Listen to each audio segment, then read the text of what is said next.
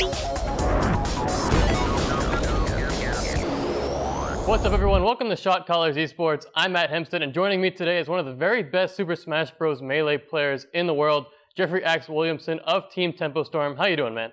Hey, doing pretty well. How about yourself, man? Not too bad. Happy to have you.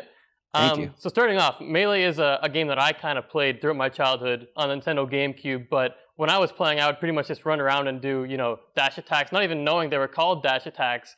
And then you guys do all these other techniques, wave dashes, all this other fancy stuff I had no idea you could even do. So how'd you go from, being just someone screwing around on their GameCube to actually pulling off these things and going competitive? Well, I mean, I was pretty much always a fan of Nintendo, right? So like I was always like that too, just running around, dash attacking and stuff. But one day at my high school, there was a tournament being ran, held by someone named Vector Man. And I saw that there was a tournament going on, and I loved the game, and I beat all my friends. So I'm like, oh, there's no way I can lose. Like I'm gonna win this tournament. It's gonna be awesome. Right. And yeah, I was wrong. I didn't know any advanced techniques or anything like that.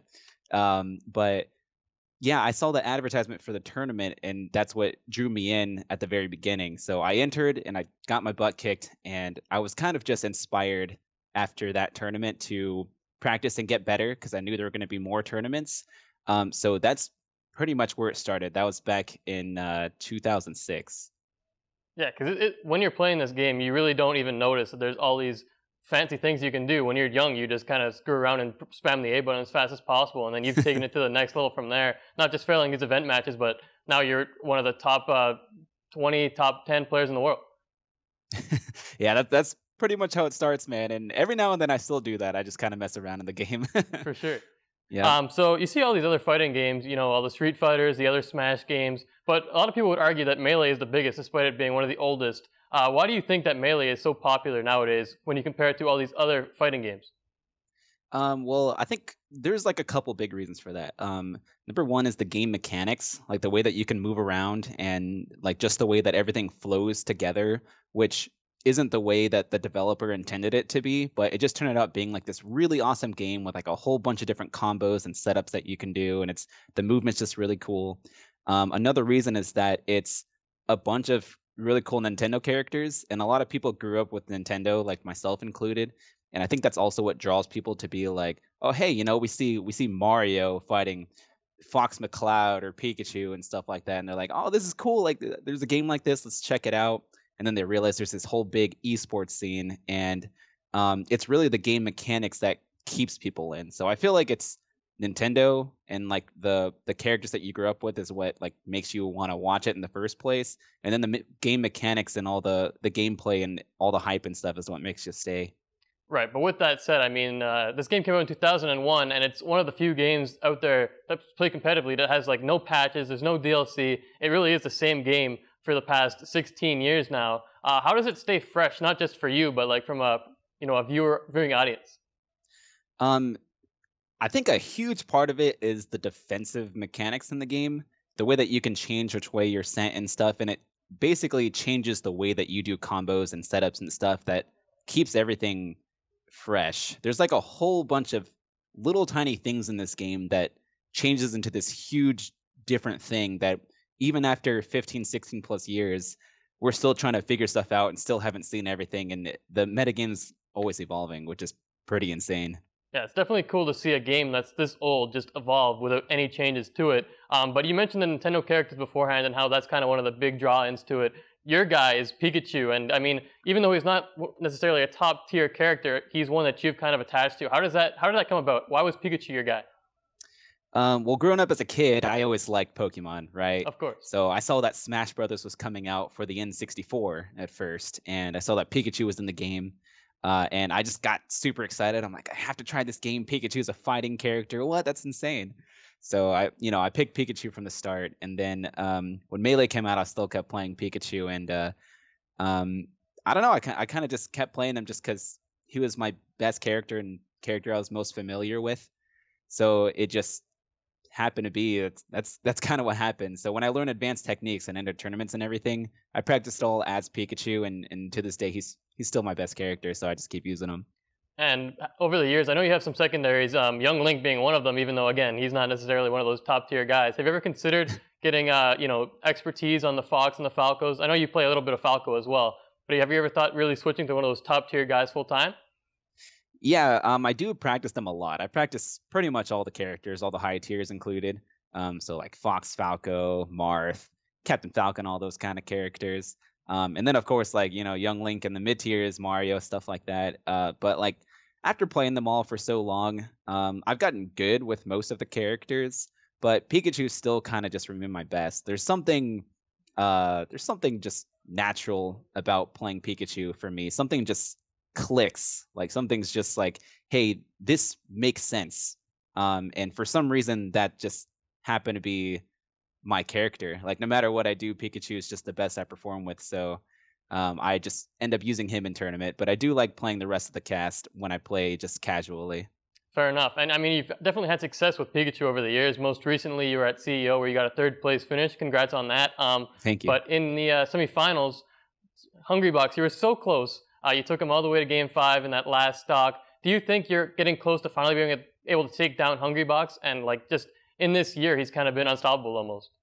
Playing against Hungrybox is hard, man. I don't even know how to describe it besides like just watching him play. Like it's almost as frustrating as it looks, where he can just space back air and like stay out of everything you do, and it's super frustrating to try to get in versus that guy, and that's the only guy that I feel like that against. I have always thought that I can beat him. Like that's always been in my mind. Like I know I can beat this guy. I've done it once before a few years ago, but I'm really not afraid of him. It's just frustrating the way that he plays and trying to beat him. But I do think that I could beat him, and I've been experimenting with a lot of things to try to take him down along with the rest of the players. I mean, it's not just you. Not many people have had much success with him, but sticking with the Hungrybox theme, I mean, one of the controversial topics right now is kind of this mid-set coaching that's going on. What are your thoughts on it? Do you think it should be allowed or just get rid of it altogether? I feel like coaches before and after the sets are fine.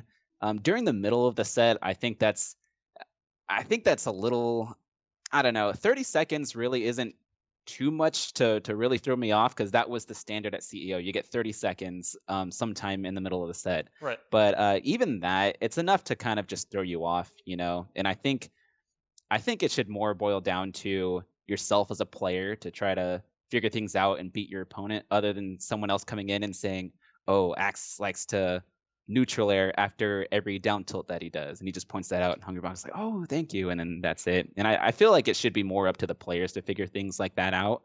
But coaches could be good for preparation before a match, and you study before a match, get ready to play. But I think the adaptation part and everything should go down to the players. So I'm not really a big fan of mid-set coaching, but I'm not super bothered by it.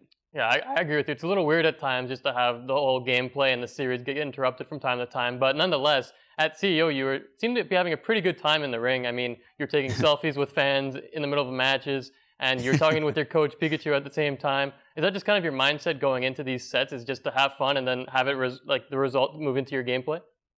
I had a coach. It was Pikachu. It was just right there. There Right? it is. Yeah. Yeah, but yeah. I mean, what's helped for me to perform better in tournaments is to just have fun. Like to me, the game's all about fun, and if I take it too seriously, then I start getting really frustrated at myself. Like I can't move right. I can't beat this person. I'm getting hit by a bunch of back airs, and it's really annoying. But it's normally not the best to think that way. Usually, if you just have fun and play like how you normally do at home or with your friends and stuff, then you're just more relaxed, more ready to take on the challenge and just have a good time. And for me, when I do that, everything just kind of comes naturally. And going forward now, I know over the years it's pretty much been the gods of Melee with the Armadas, the Mangoes, the Hungry Boxes.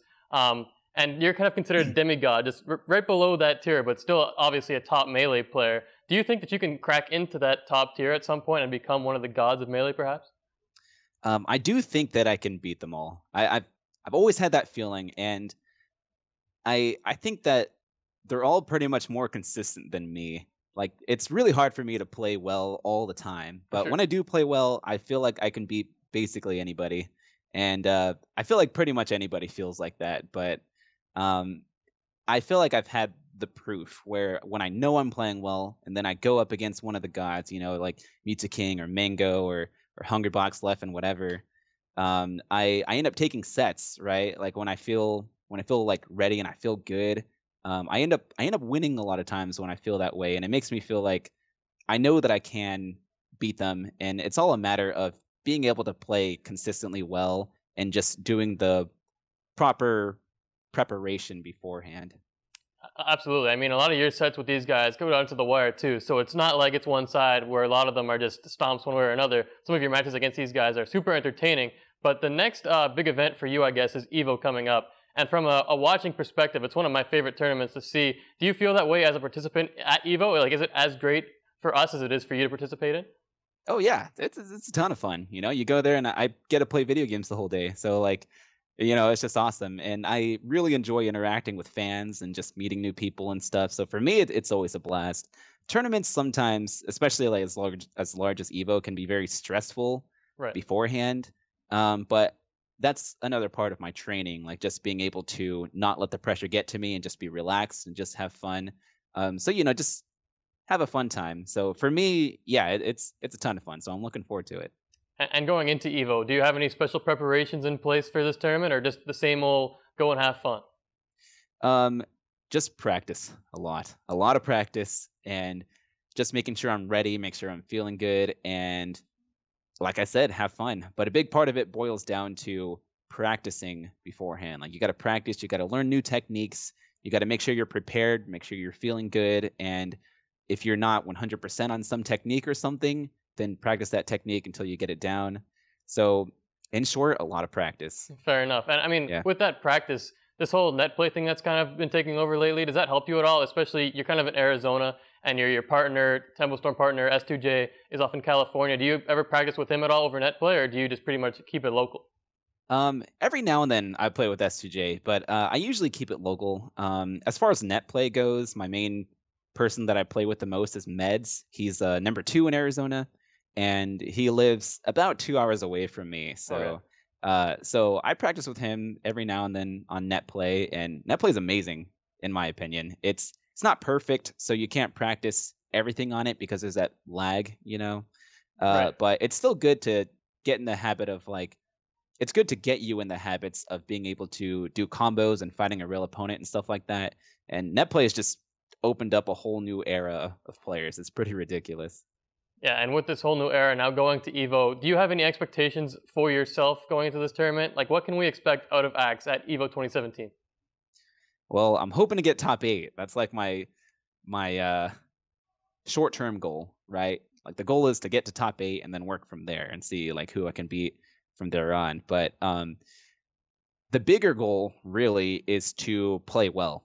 That's what I want to do. I want to be able to go in feeling good, ready to take on competition, because I know if I'm feeling that way, I can beat everybody. And that's what I feel like, even as Pikachu. So my goal is just kind of to do well. And if I lose when I'm playing really well and I feel on point, and if somebody's still able to beat me, then props to them, and I can't be mad about it. So I won't be disappointed if that happens. But if I'm playing well, I don't think it would. Well, hey man, best of luck at EVO. Hope you do all the best there. Some of your matches are the most entertaining for me to watch. Always rooting for the underdog and Pikachu too. So if you don't already follow Axe on Twitter, at TempoAxe, and on Twitch, twitch.tv/AZ_Axe.